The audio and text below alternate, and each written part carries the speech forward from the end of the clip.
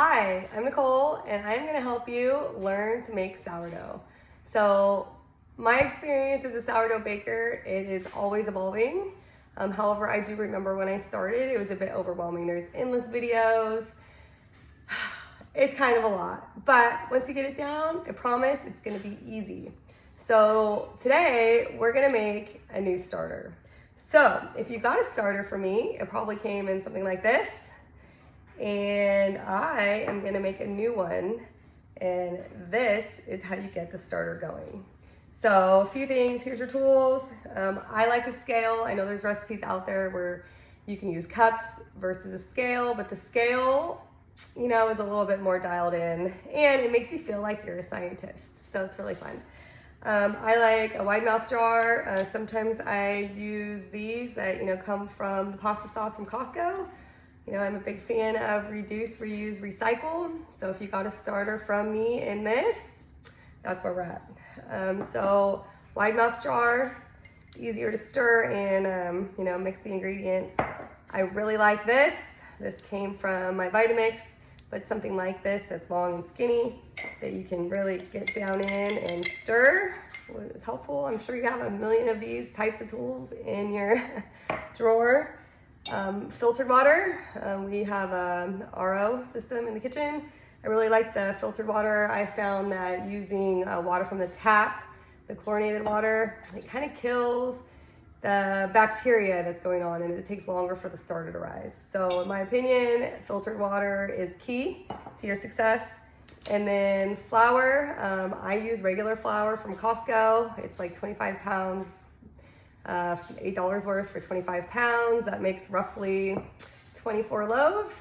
So, I think you can spend a little bit more on flour, but Costco flour, in my opinion, works just as well. You could go down the rabbit hole on that as well.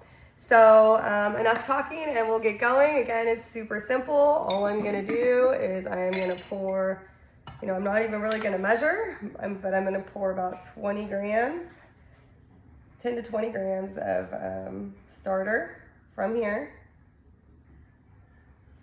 This is my starter that went flat that I need to feed again. So I'm gonna leave this here, and this is what I'm gonna give to you. Just a little bit, just like this. And then in order to get it going, you're gonna put it on your food scale. You're gonna hit tare, and then put the units in grams. So I always do water first. I found that it makes your starter a little bit more smooth and consistent and less chunky.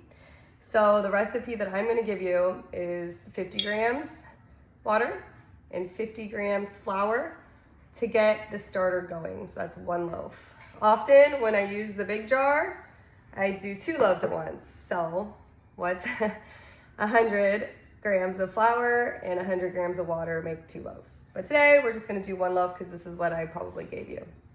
So I'm gonna measure this out, 50 grams. If you're over slightly, it's fine.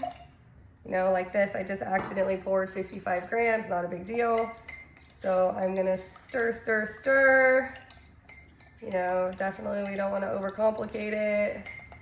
And then I'm gonna add in, since I put 55 grams of water, I'm gonna add in 55 grams of flour. This is gonna come out kind of like a pancake batter. So I'm gonna be at like 110. So now I'm gonna stir, stir, stir. See, like super simple. The kids really like this step, so if you get them involved, it's really fun. I really think that this should have been taught in high school. Obviously anybody can follow a recipe. But like making bread for really cheap is really fun. And again, it kind of makes you feel like a scientist when you're using your scale. So, okay, so I stirred it all up. It's a little thick. So again, you kind of want to make it be like pancake batter. Again, you don't really have to overcomplicate it. Sourdough's pretty forgiving. So I'm just going to give it a little bit more. I gave it like 2 more grams. So I like it a little bit thinner. So now that you have your starter, it's mixed, you're going to want to mark it. So I'm gonna mark it in a one of the pins that wash off. But you can use a rubber band or whatever. So I'm gonna just mark it and then come back to it. I'm gonna watch it throughout the day, and I'm gonna come back to it once it's doubled. That's when it's ready to make your dough. So I'm gonna put a lid on it. I don't have a lid for this jar right now. It's in the washer or something, but I'm just gonna cover it, and I am going to put it in the microwave. I have found the microwave keeps any kind of dust or anything out of it, and then when you're cooking, or you're making cookies, or you're baking for the day, whatever you're doing in the kitchen, the heat rises from the stove, so it kind of makes your starter go a little bit quicker when you are in the winter time when your house is cold. So I'm gonna check on this throughout the day. That one has been going pretty quick, so I'm gonna check on it in a few hours and see where we're at. Okay, so that's step one, your starter and getting your starter to rise. I'll come back and we will make dough shortly. And don't forget, please like and subscribe for more content like this.